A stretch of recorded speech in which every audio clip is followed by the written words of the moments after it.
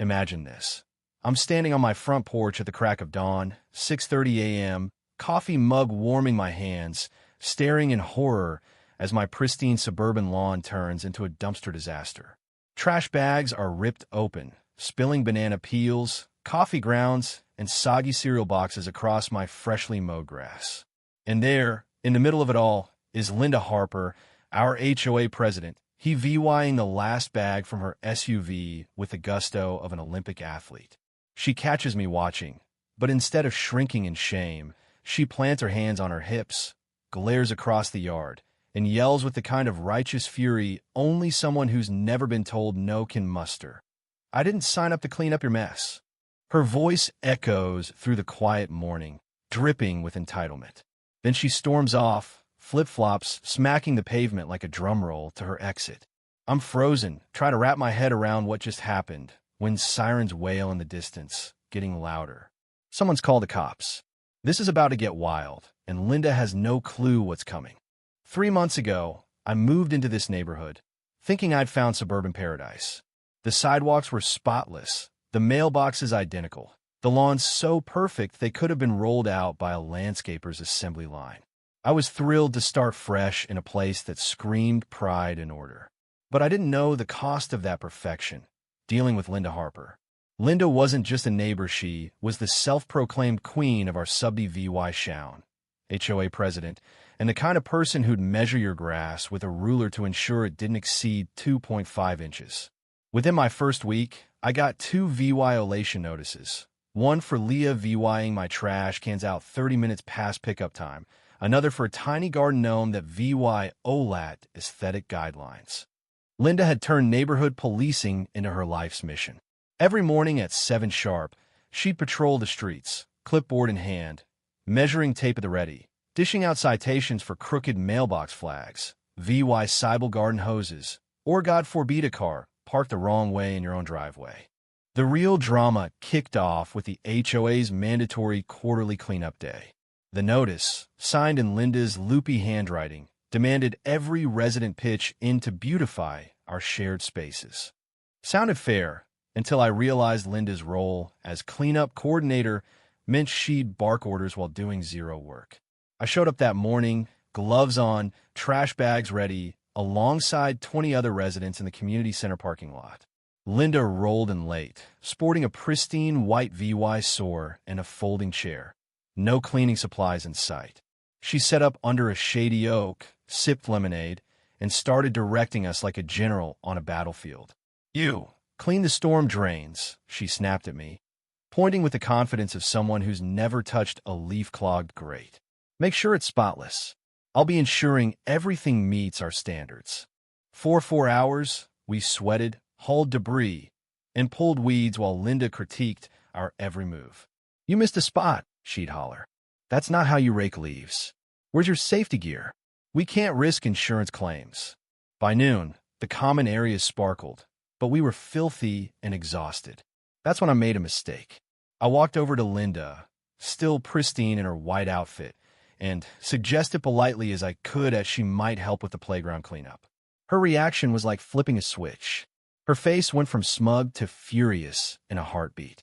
She shot up, nearly knocking over her chair, and unleashed a tirade about harassment and my failure to respect the HOA hierarchy. "I'm the president," she screeched, loud enough to startle dogs blocks away. "I super VYSE, not scrub. If you can't handle that, maybe you don't belong in a community with standards." She even threatened to fine me for insubordination, a word I didn't know applied to suburban life. I backed off, thinking it'd blow over. I should have known better. Linda didn't let slights slide. She spent the next few days plotting revenge with the precision of a chess grandmaster. That Tuesday morning, I stepped outside for my newspaper and nearly gagged. My lawn was a war zone. Coffee grounds were mashed into my flower beds. Empty food containers littered the walkway, and bags of week-old seafood reeked near my front door. This wasn't random, it was spite, calculated and cruel. I knew who did it, but I needed proof. That afternoon, I bought a discreet security camera system with night VY Shown, ready to catch Linda in the act. I didn't wait long. 2 nights later, at 2:15 a.m., My phone pinged with an alert.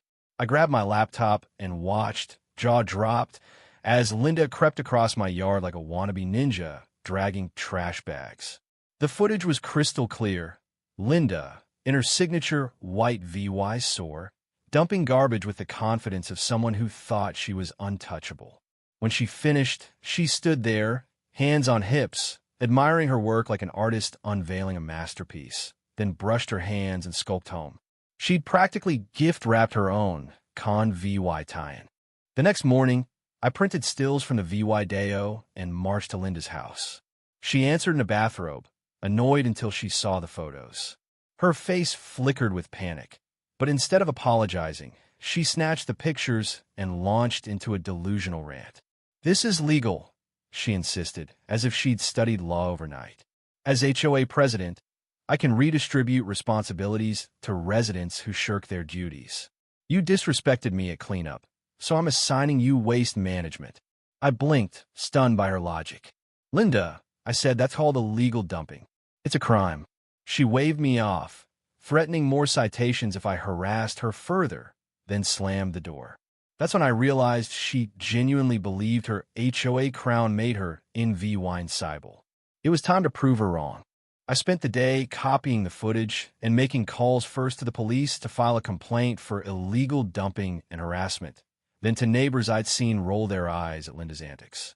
Turns out, I wasn't her only target. Mrs. Jenkins, 2 streets over, had been fined for overly colorful flowers. A young couple got citations for their kids' bikes being VY-sible. Even old Mr. Thompson faced legal threats for painting his door a non-approved blue. Everyone had a story, and everyone was fed up.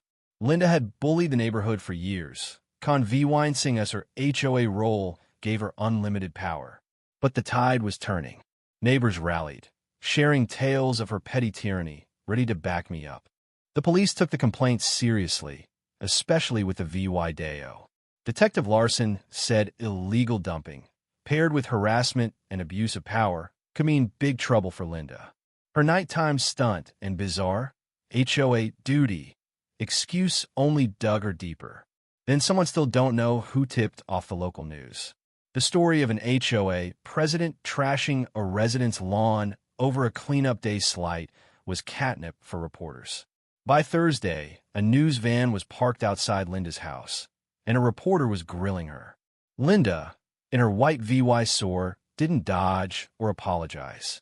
She held an impromptu press conference, declaring to a live TV audience that her role gave her authority to correct residents who fail standards. When a reporter asked if dumping trash was corrective, Linda doubled down, ranting about property values and respecting authority. The clip went viral, captioned with gems like, "HOA Karen defends trash dumping." Her downfall was now a public spectacle. By Friday, Linda's world was crumbling. The police wrapped their investigation, ready to press charges. The HOA's insurance company called an emergency meeting over liability. A petition to oust Linda gained enough signatures for a vote the next week. Yet Linda, clueless as ever, went door to door, insisting I was the VY lane and her actions were standard HOA enforcement. She was still at it when Detective Larson arrived Saturday morning with an arrest warrant. I was watering my plants with a front row seat. Linda opened her door, smug, probably ready to lecture the cops.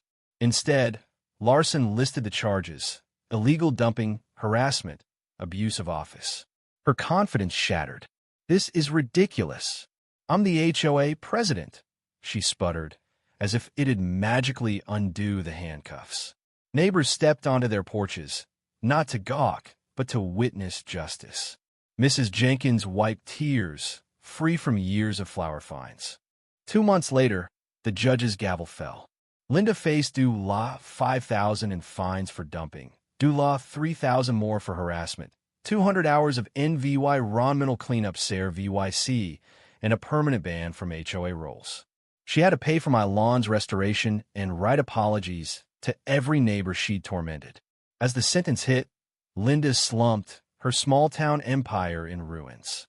The woman who'd terrorized us over mailbox angles was now a con VY TED criminal, learning the hard way that HOA power doesn't trump the law.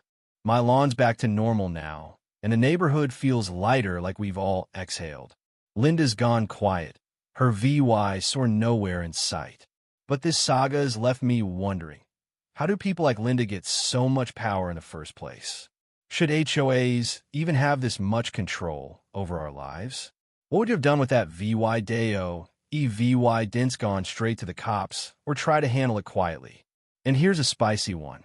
Was Linda's punishment too harsh? Or did she get exactly what she deserved? Drop your thoughts below, hit that like button if you're team justice, and subscribe for more wild neighborhood tales. Let's keep this debate raging.